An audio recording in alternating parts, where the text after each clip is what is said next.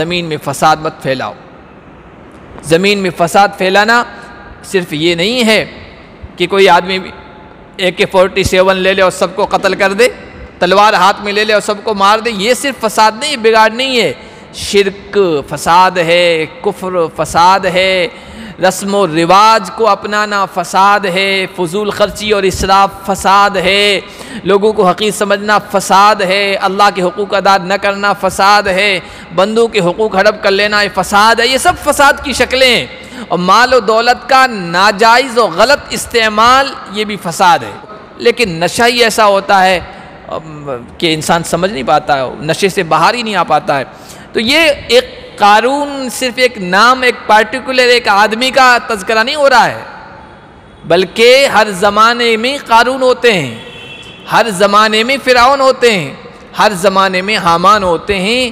زمین میں فساد اور بگاڑ کی وجہیں تین ہوتی ہیں، یا تو حکومت ہوتی ہے کہ حکومت کے نشے میں مبتلا ہو کے انسان ظلم کرتا ہے، جبر کرتا ہے، سرکشی کا راستہ اپناتا ہے۔ دوسری وجہ ہوتی ہے عہدہ و منصب، کہ حکومت والوں کے یہاں عہدہ مل جاتا ہے اور اس کے یہاں منصب مل جاتا ہے، ان کا آدمی محبوب بن جاتا ہے تو لوگوں کو کچھ سمجھتا ہی نہیں ہے، منتری بن گیا، منتری کا بیٹا بن گیا، لوگوں پر گاڑیاں چڑھا رہا ہے، پھر جو چاہ رہا کر رہا ہے، لوگوں پر ظلم و ستم۔ عہدہ یہ ظلم اور زیادتی اور سرکشی اور فساد اور بگاڑ کا سبب بنتا ہے۔ اور تیسرا جو سبب ہوتا ہے وہ مال اور دولت، مال اور دولت۔ ہر زمانے میں قارون ہوتے ہیں، ہر زمانے میں فرعون ہوتے ہیں، اور ہر زمانے میں حامان ہوتے ہیں۔ حامان منتری تھا۔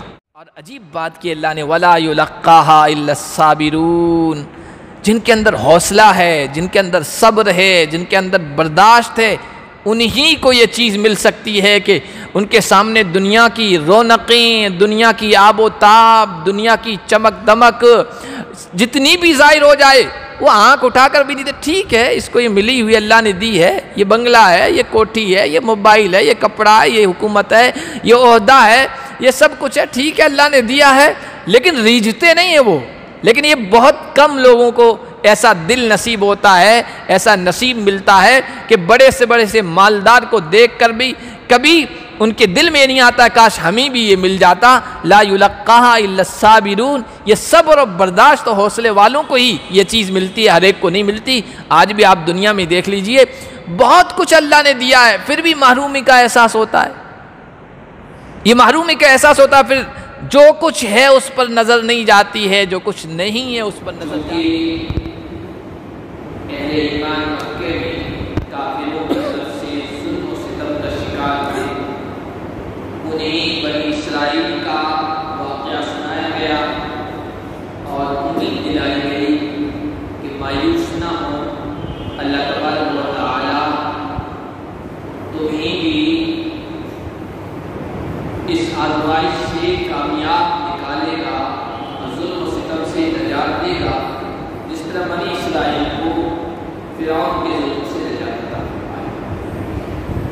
ایک اور صورتحال میں اس کا مسلمان سامنا کر رہے تھے کہ اہل ایمان اکثر غریب تھے، مال و دولت کے اعتبار سے کمزور تھے، مشرکین مکہ تانا بھی دیا کرتے تھے، اور مکہ کے مشرکوں کو اپنی دولت، مال کی کثرت، اپنے عہدے پر ناز تھا، فخر تھا۔ تو اللہ تعالیٰ نے قارون کا ذکر کیا ہے کہ مال و دولت پر اترانے والوں کا انجام اسی طرح کا ہوگا جس طرح قارون کا ہوا ہے۔ اور اہل ایمان کو یہ واقعہ سنا کر تسلی دی گئی ہے کہ مال کی کمی کی وجہ سے کبھی دل میں یہ احساس نہ لانا کہ ہم اللہ کی نگاہ میں محبوب نہیں ہیں یا مقبول نہیں ہیں، اس لیے کہ مال کی کثرت اللہ کے یہاں محبوب ہونے کی دلیل نہیں ہے، اور مال کی کمی اللہ کے یہاں مردود ہونے کی دلیل نہیں ہے، بلکہ یہ اللہ کی حکمتیں اور مصلحتیں ہیں۔ کبھی کافروں کو، نافرمانوں کو مال و دولت خوب دیتے ہیں، دولت کے دروازے کھول دیتے ہیں، اور دنیا میں یہ بھی منظر دنیا والے دیکھتے ہیں کہ اللہ کے جو محبوب بندے ہیں وہ تنگی میں پوری زندگی گزار کے چلے جاتے۔ اللہ نے فرمایا ان قارون کان من قوم موسیٰ فبغى علیہم، قارون موسیٰ کی قوم میں سے تھا، یہ بنی اسرائیل کا آدمی تھا، بلکہ تفسیری روایات میں یہ بات معلوم ہوتی ہے کہ حضرت موسیٰ علیہ السلام کا چچا زاد بھائی تھا، قریبی رشتے کا تھا، لیکن فرعون کا اعلی کار تھا، فرعون کا ایجنٹ کہیے، اس کے ہاتھ کا کھلونا تھا۔ اور ہر زمانے میں ظالم و جابر جو لوگ ہوتے ہیں، ظالم و جابر حکومتیں ہوتی ہے، وہ کچھ افراد کو اپنا اعلی کار بناتے ہیں تاکہ اس فرد اور ان لوگوں کی پوری قوم پر ظلم و ستم ہوتا رہے تو ہوتا رہے، لیکن بتایا جائے لوگوں کے سامنے نہیں بھائی ہم تو ان کا بھی خیال رکھتے ہیں، دیکھو ہمارے یہ منتری ہیں، ہمارے یہ فلاں ہیں، یہ انہی کی قوم کے ہیں۔ ہر زمانے کے ظالم و جابر اس طرح لوگوں کا استعمال کرتے ہیں اور چند لوگ فائدہ اٹھاتے رہتے ہیں، باقی ساری قوم پر ظلم و ستم ہوتا رہتا ہے۔ انگریزوں کے دور میں بھی یہی ہے، پوری مسلم قوم ظلم و ستم کا شکار رہی، اور چند لوگ تھے جن کو لقب دیے گئے، لاٹ صاحب، جاگیردار صاحب، سر صاحب، شمس العلماء صاحب، لقب دیتے تھے، یہ سر صاحب، سر سید، حالانکہ سر سید صاحب مثال کے طور پر آ گیا، ورنہ سید صاحب نے قوم کے لیے بہت کچھ کیا، تعلیم کے لیے مسلم یونیورسٹی قائم کی، لیکن انگریز اسی طرح کسی کو سر کا لقب دے دیا، کسی کو شمس العلماء کا لقب دے دیا کہ علماء کے یہ سورج ہیں، بڑے عالم ہیں، کسی کو کچھ لقب دے دیا، چند لوگ فائدہ اٹھاتے تھے، باقی ساری قوم ظلم و ستم کا شکار تھی۔ تو حضرت موسیٰ علیہ السلام کی قوم کا فرد تھا، آپ کا قریبی رشتہ دار تھا، فرعون کا قریبی آدمی تھا، اور اس طریقے سے اس نے بڑا مال بٹورا، بڑی دولت حاصل کی، دنیا کے اسباب جمع کیے، باقی بنی اسرائیل بیساری ظلم و ستم کا شکار تھی، اور منافق قسم کا انسان تھا۔ ایسے ہی لوگ ہوتے ہیں جو دوغلے ہوتے ہیں، منافق قسم کے، سچے پکے کو کون عہدہ دیتا ہے، کون اپنا قریبی کرتا ہے، منافق قسم کا آدمی تھا۔ فرعون کی بھی بات مانتا تھا، حضرت موسیٰ کے سامنے آتا تھا تو کہتا میں آپ پر ایمان لانے والا ہوں، آپ کا آدمی ہوں۔ چنانچہ جب فرعون اور اس کی پوری ظالم قوم ڈبو دی گئی تو اس وقت یہ حضرت موسیٰ علیہ السلام اپنی قوم بنی اسرائیل کے ساتھ تھا، سمندر پار کر کے وہ آیا۔ حضرت موسیٰ علیہ السلام سے حسد کے جذبات رکھنے لگا۔ اس کی وجہ یہ تھی کہ اللہ تبارک و تعالیٰ نے حضرت موسیٰ اور حضرت ہارون کو نبوت بھی عطا کر دی، روحانی دولت بھی عطا کر دی، اور پھر یہ کہ بنی اسرائیل کا سردار، لیڈر، قائد بھی بنا دیا دونوں بھائیوں کو۔ اب دنیا کے اعتبار سے دونوں بھائیوں کے پاس مال نہیں تھا، دولت نہیں تھی، دنیا کے اعتبار سے وہ حشم، خدم، جاہ و جلال نہیں تھا، تو یہ حسد کا جذبہ رکھنے لگ گیا، جلن کرنے لگ گیا کہ مال والا تو میں ہوں، دولت والا تو میں ہوں، اور بنی اسرائیل کی قیادت اور لیڈری ان دونوں بھائیوں کے ہاتھوں، مزید یہ کہ نبی ان کو بنا دیا گیا، اس لیے حضرت موسیٰ علیہ السلام کا مخالف بن گیا۔ یہ چیز ہوتی ہے جو حسد دل کے اندر پن پاتی ہے۔ نبی پاک صلی اللہ علیہ وسلم پر قریش کے لوگ، جبکہ آپ کے خاندان کے تھے، کیوں نہیں ایمان لے آئے؟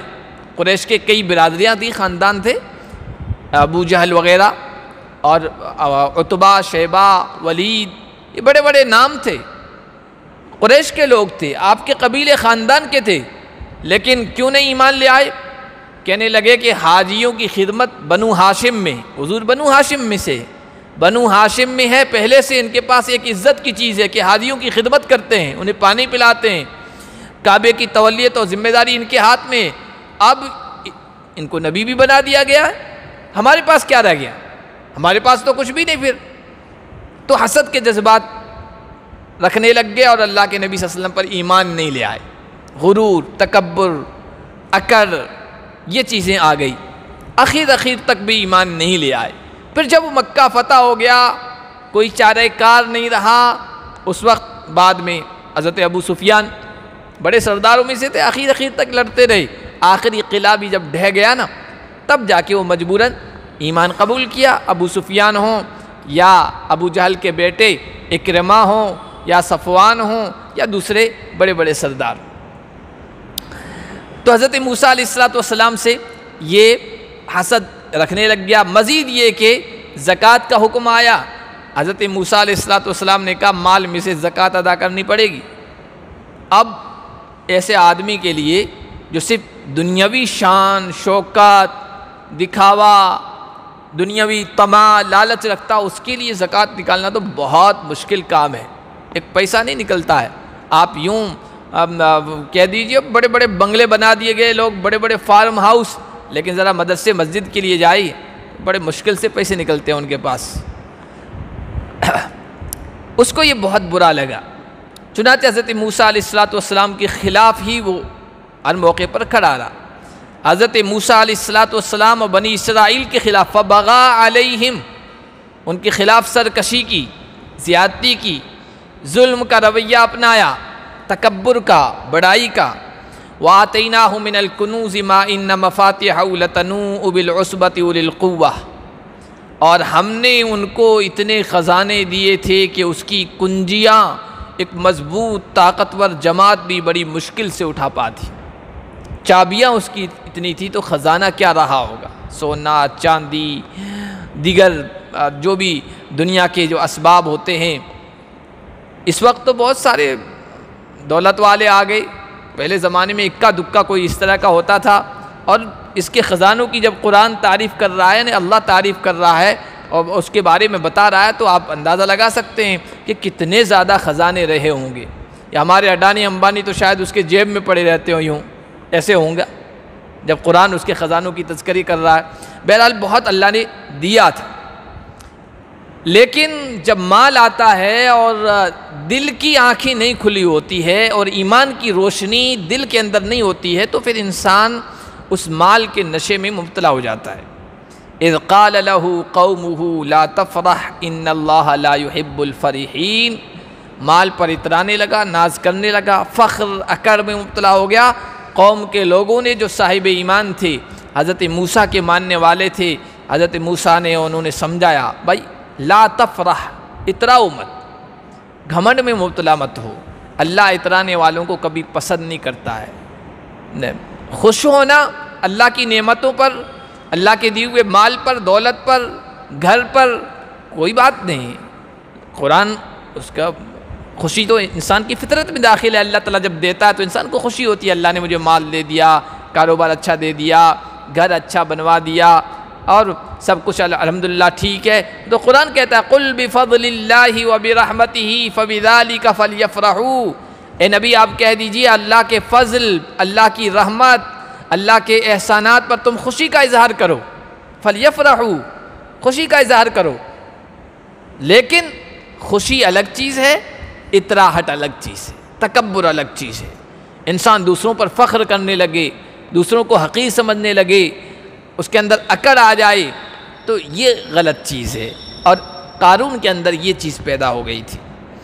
وَابْتَغِ فِي مَا آتَاكَ اللَّهُ الدَّارَ الْآخِرَةَ، اور تلاش کر اس مال میں جو اللہ نے تمہیں دیا ہے آخرت کا گھر۔ صرف دنیا ہی دنیا تمہاری نگاہ میں نہیں ہونی چاہیے، آخرت کو بھی پیش نظر رکھو۔ وَلَا تَنْسَ نَصِيبَكَ مِنَ الدُّنْيَا، لیکن دنیا کا بھی حصہ مت بھولو۔ یہ اسلام کی خوبی ہے، یہ اسلام کی خوبی ہے، یہ اسلام کا اعتدال ہے، یہ اسلام کی تعلیمات و ہدایات کا بیلنس ہے۔ یہ نہیں کہا کہ دنیا کی طرف دیکھو بھی مت، دنیا کو بالکل حاصل مت کرو۔ وَلَا تَنْسَ نَصِيبَكَ مِنَ الدُّنْيَا، دنیا کا حصہ بھی مت بھولو۔ دنیا اگر جائز طریقے سے آ رہی ہے، جائز حدود میں رہ کر، شریعت کی حد میں رہ کر، جائز طریقے سے، حلال طریقے سے اگر کوئی انسان مال کما رہا ہے، تو قارون تو کیا 10 قارونوں کے خزانے بھی آ جائیں تو کوئی بری بات نہیں ہے نا۔ حضرت عثمان غنی رضی اللہ تعالیٰ عنہ کے پاس تھا نا، مال تھا، دولت تھی۔ عبد الرحمن بن عوف کے پاس تھا، اتنے خزانے میں جو سونے کے سکے ہوتے تھے چھت سے لگ جایا کرتے تھے، لیکن اللہ کی راہ میں خرچ کرتے تھے، صبح بیٹھتے تھے، یوں دیتے تھے اور شام کو ختم کر دیتے تھے۔ مال ان کو بھی اللہ نے دیا تھا، دولت دی تھی۔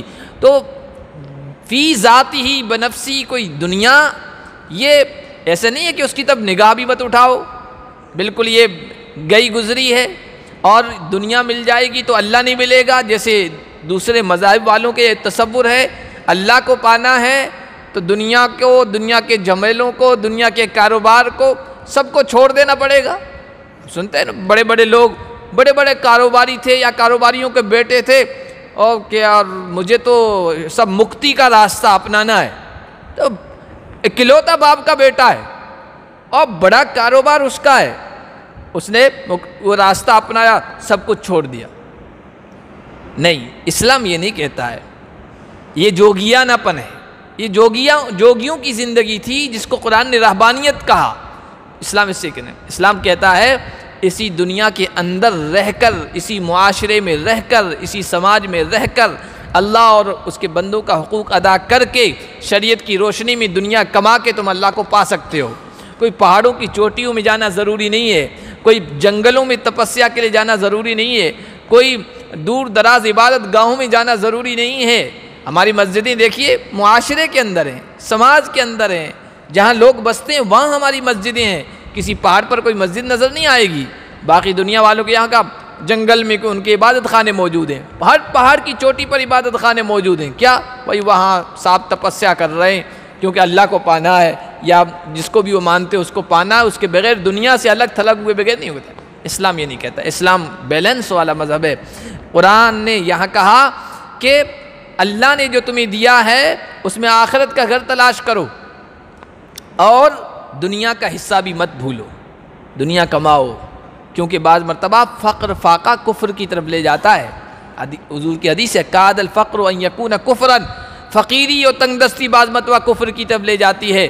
جب کوئی راستہ نہیں ہوتا ہے، کسی نے آ کر کہہ دیا تم یہ ہماری بات مان لو، یہ نعرہ لگا دو، ہم تم پر دولت کی نچھاور کر دیں گے اور دولت کے بارش کر دیں گے، تو آدمی شرکیہ جملے بول لیتا ہے، کفر کا راستہ اپنا لیتا ہے۔ تو کہا کہ دنیا کا حصہ مت بھولنا، وَأَحْسِن كَمَا أَحْسَنَ اللَّهُ إِلَيْكَ، اور اسی طرح تم لوگوں کے ساتھ بھی اچھا سلوک کرو جس طرح اللہ نے تم پر احسان فرمایا ہے۔ یہ مال یہ اللہ کا دیا ہوا ہے، یہ اللہ نے تم پر فضل فرمایا، مہربانی فرمائی ہے، تمہارا اس میں کوئی کمال نہیں ہے۔ جس طرح اللہ نے تم پر احسان فرمایا ہے، تم بھی غریبوں، محتاجوں، ضرورت مندوں، بیواؤں، مسکینوں، یتیموں، حاجت مندوں کا خیال رکھو، اور جو لوگ اپنے پیروں پر دنیا کے اعتبار سے کھڑے نہیں ہو پا رہے ان کو کھڑا کرنے کی کوشش کرو، ان کی مدد کرو۔ اللہ نے جس طرح پر احسان کیا تم بھی لوگوں کے ساتھ احسان کرو۔ وَلَا تَبْغِ الْفَسَادَ فِي الْأَرْضِ، زمین میں فساد مت پھیلاؤ۔ زمین میں فساد پھیلانا صرف یہ نہیں ہے کہ کوئی آدمی AK-47 لے لے اور سب کو قتل کر دے، تلوار ہاتھ میں لے لے اور سب کو مار دے، یہ صرف فساد نہیں، بگاڑ نہیں ہے۔ شرک فساد ہے، کفر فساد ہے، رسم و رواج کو اپنانا فساد ہے، فضول خرچی اور اسراف فساد ہے، لوگوں کو حقیر سمجھنا فساد ہے، اللہ کے حقوق ادا نہ کرنا فساد ہے، بندوں کے حقوق ہڑپ کر لینا یہ فساد ہے۔ یہ سب فساد کی شکلیں ہیں، اور مال و دولت کا ناجائز و غلط استعمال یہ بھی فساد ہے، اور قارون یہی کر رہا تھا۔ وَلَا تَبْغِ الْفَسَادَ فِي الْأَرْضِ، زمین میں فساد مت پھیلاؤ۔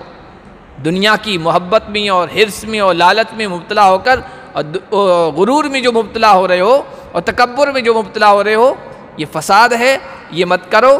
ان اللہ لا يحب المفسدین، اللہ فساد کرنے والوں کو پسند نہیں کرتا ہے، اور اللہ کے مخالف میں کوئی جا کر کبھی کامیاب نہیں ہوا ہے، اس لیے یہ راستہ چھوڑ دو۔ سمجھانے والوں نے یہ سمجھایا، لیکن جب انسان پر مال دولت کا نشہ چھا جاتا ہے تو پھر سمجھ میں نہیں آتا ہے جب تک کہ دیوار سے نہ ٹکرائے، نابینا جب اس کو پتا ہے کہ ادھر مت چلو ادھر چلو، آگے دیوار ہے یا ستون ہے، نہیں وہ چلتا رہتا ہے۔ جب کہتا ہے اندھے کو، ہمارے عوام میں مشہور ہے کہ اندھا جب بھت سے ٹکراتا ہے تب پتہ چلتا ہے وہ آگے دیوار ہے، جب وہ آخری انجام پر پہنچتا تب آنکھیں کھلتی ہے۔ سمجھانے والوں نے سمجھایا تھا، دیکھو یہ غلط ہو رہا ہے، اور یہ ایسا نہیں ہونا چاہیے، ایسا مت کرو، لیکن نشہ ہی ایسا ہوتا ہے کہ انسان سمجھ نہیں پاتا ہے، نشے سے باہر ہی نہیں آ پاتا ہے۔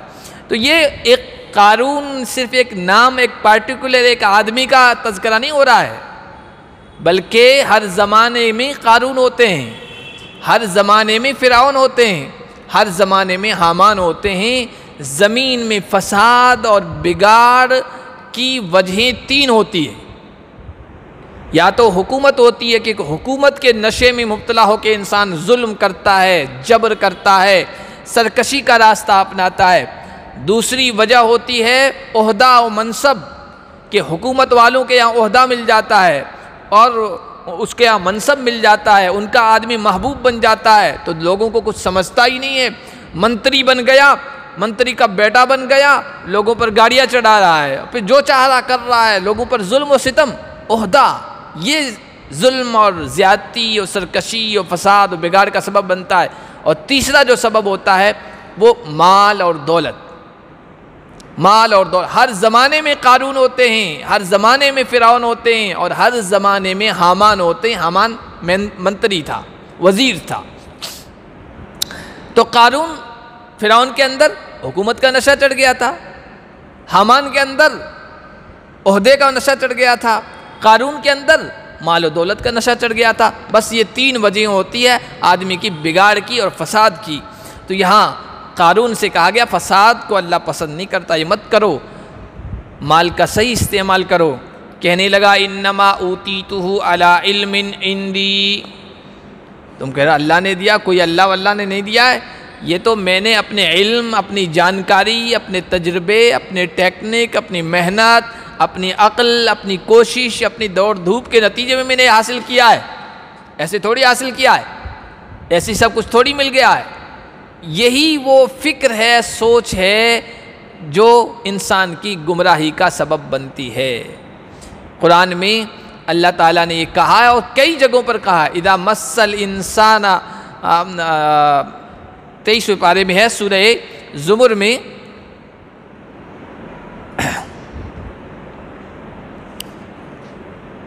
اذا مس الانسان ضر دعا ربه منیبا الیہ ثم اذا خوله نعمتا منہ، جب ہم اس کو نعمت دیتے ہیں نسی ما کان یدعو الیہ، وہ بھول جاتا ہے، وہ سمجھتا ہے سب کچھ میں نے اپنی کوشش کے نتیجے میں کیا ہے۔ بلکہ قرآن کی دوسری آیات میں یہ ہے کہ جب انسان کے پاس مال آتا ہے، دولت آتی ہے، دنیا کی کوئی چیز، کوئی عہدہ، کوئی ترقی ملتی ہے، دنیا کے اسباب ملتے ہیں، تو وہ اپنی کوشش کا نتیجہ اسے سمجھتا ہے۔ ثم اذا نزعناہ منہ، اور پھر جب ہم اس سے چھین لیتے ہیں تو انہ یئوس کفور، وہ بڑا ناشکرا ہوتا ہے۔ 25ویں پارے کے شروع میں آئے وہ الفاظ، 25ویں پارے کے شروع میں آیا، اللہ نے فرمایا کہ وَلَئِنْ أَذَقْنَاهُ رَحْمَةً مِنَّا مِنْ بَعْدِ ضَرَّاءَ مَسَّتْهُ لَيَقُولَنَّ هَذَا لِي، اگر ہم کسی پریشانی، فقر، فاقہ، مصیبت کے بعد رحمت دیتے ہیں، مال دیتے ہیں، دولت دیتے ہیں، کشادگی دیتے ہیں، تو وہ کہتا ہے یہ تو میرا ہے، میں اس کا حقدار تھا، میں نے اپنی کوشش کے نتیجے میں حاصل کیا۔ اور آگے فرمایا کہ وَإِذَا أَنْعَمْنَا عَلَى الْإِنسَانِ أَعْرَضَ وَنَأَىٰ بِجَانِبِهِ، اور جب ہم انسان پر انعام کرتے ہیں، احسان کرتے ہیں، منہ پھیر لیتا ہے، ٹیڑھا چلتا ہے، پہلو تئی اختیار کرتا ہے، اور جب اسے کوئی تکلیف پہنچتی ہے تو بڑی بڑی دعائیں کرتا ہے۔ اور قرآن میں دوسری جگہ یہ بھی کہا کہ وہ ناشکری کے الفاظ بولتا ہے، ناشکری کے الفاظ، مال و دولت مل رہی تو کہتا ہے میں نے اپنے سب کچھ کیا ہے، میری محنتوں کا نتیجہ ہے۔ اور جب چھین لیا جاتا ہے نا تو وہ اللہ کو گالیاں دیتا ہے، میں ہی ملا، تنگی کے لیے میں ہی بیٹھا تھا۔ تو اس طرح کے الفاظ انسان بولتا ہے۔ تو قارون سے بھی یہی کہا گیا کہ یہ اللہ کا دیا ہوا، کہنے لگا نہیں یہ تو میں نے اپنی ٹیکنک کی بنیاد پر حاصل کیا ہے۔ اللہ نے کتنے عجیب جملے کہے ہیں، اولم یعلم ان اللہ قد اہلک من قبلہ من القرون من هو اشد منہ قوۃ واکثر جمعا، کیا پتہ نہیں ہے، کیا تاریخ میں یہ سب چیزیں لوگوں کو پتہ نہیں ہے ہسٹری میں، کہ اس سے پہلے اللہ تعالیٰ نے بے شمار قوموں کو ہلاک کر دیا جو اس سے بھی زیادہ طاقت والی تھی اور اس سے زیادہ افراد والی تھی، اس سے زیادہ افراد والی تھی، یعنی ان کے ماننے والے، ان کے فالوورز اس سے بھی زیادہ تھے۔ آدمی طاقت اور قوت کی وجہ سے سمجھتا میرے پاس پاور ہے، میرا کون کیا بگاڑ سکتا ہے، اور فالوورز کی سمجھ بتا ہے میرا کون کیا بگاڑ سکتا ہے، میرے پیچھے اتنے لوگ ہیں۔ ابھی پرسوں میں ایک انٹرویو دیکھ رہا تھا، یہ جو اسٹوڈنٹ کے ابھی انتخابات ہوئے ہیں تو جے پور میں ایک اسٹوڈنٹ وہ نردلیہ جیتا ہے، جیتنے کے بعد وہ بھیڑ تھی تو پولیس والے اس کی حفاظت کے لیے آئے تھے، لیکن بہرحال اس سے ٹکرا گئے ہوں گے تو کہتا ہے تم جانتے نہیں ہو میں نرمل چودھری ہوں، اسٹوڈنٹ کا صدر ہوں، میں جیتا ہوں اپنے دم پر، اپنے بل بوتے پر، سیدھے رہو۔ اس کے بول ایسے تھے، آپ دیکھ لینا عجیب بول بول رہا ہے وہ۔ تو یہی ہوتا ہے، آدمی نشے میں مبتلا ہو جاتا ہے، تکبر میں مبتلا ہو جاتا ہے۔ وہ دوسرے انداز سے بھی کہہ سکتا تھا نا کہ بھائی اس طرح دھکا مکی مت کرو جس طرح تم نے پہلے مجھ پر ظلم کیا تھا، اب میں ایک منتخب چنا ہوا انسان ہوں، اسٹوڈنٹ کا صدر ہوں، عزت والا آدمی ہوں، یہ بھی کہہ سکتا تھا میں اپنے دم پر جیتا ہوں، مجھے جانتے نہیں ہوں، مجھے نرمل چودھری کہتے ہیں۔ اور کل اللہ نے پکڑ لیا تب سارے جملے انسان بھول جاتا ہے، اس وقت سارا نشہ جو ہے حرن ہو جاتا ہے۔ تو انسان سنبھال نہیں پاتا ہے، جب مال مل جاتا ہے اس وقت، جب عہدے کی اونچی چوٹی پر ہوتا ہے تب، جب حکومت کی پاور میں ہوتا ہے تب انسان بڑے بڑے فرعون والے جملے بولتا ہے۔ اس کو بھی یہ کہا گیا، سمجھایا گیا کہ تمہارے جیسے بہت آ گئے اور چلے گئے، تم سے زیادہ ان کے پاس طاقت و قوت تھی اور تم سے زیادہ ان کے ماننے والے تھے۔ وَلَا يُسْأَلُ عَنْ ذُنُوبِهِمُ الْمُجْرِمُونَ۔ اور دنیا کا معاملہ ہوتا ہے کہ کچھ غلط ہو گیا تو نوٹس بھیجتے ہیں، نوٹس آ جاتا ہے وجہ بتاؤ، تم نے یہ جملے کیوں بولے، تم نے ایسا کیوں کیا، تم نے یہ کیوں کیا۔ اللہ کے یہاں مجرموں سے ان کے جرموں گناہوں کے بارے میں پوچھا نہیں جاتا ہے، وجہ بتاؤ نوٹس نہیں آتا ہے۔ جب اللہ کی طرف سے فیصلہ ہو جاتا ہے تو منڈی پکڑ کر ختم کر دیا جاتا ہے۔ اللہ کا جو عذاب آتا ہے وہ آنن فانن آتا ہے اور نشان عبرت بنا دیا جاتا ہے۔ اللہ کو کسی سے پوچھنے کی اور وجہ بتاؤ نوٹس بھیجنے کی بھی ضرورت نہیں پڑتی ہے، اور کہیں تمہارا انجام ایسا نہ ہو جائے۔ لوگوں نے یہ سمجھایا، فخرج علی قومی فی زینتہ، وہ سمجھا نہیں۔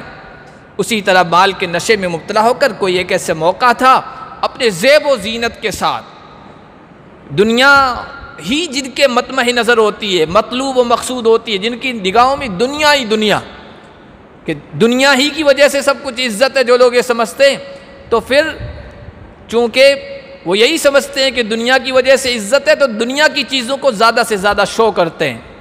آپ دیکھ لیجئے نوجوانوں میں خاص طور پر جو دادا گیری قسم کے لوگ ہوتے ہیں، گاڑی بھی ویسے ہی رکھیں گے، موبائل بھی ویسے رکھیں گے، اور فیس بک پہ لائیو آئیں گے تو یہاں سونا پہنا ہوا، دو کڑے یہاں پہنے ہوئے اور انگوٹھیاں پہنی ہوئی، اور بار بار وہ عورتوں کی طرح دکھانے کی کوشش کریں گے کہ دیکھو ہمارے اتنا سونا پہنا ہوا ہے۔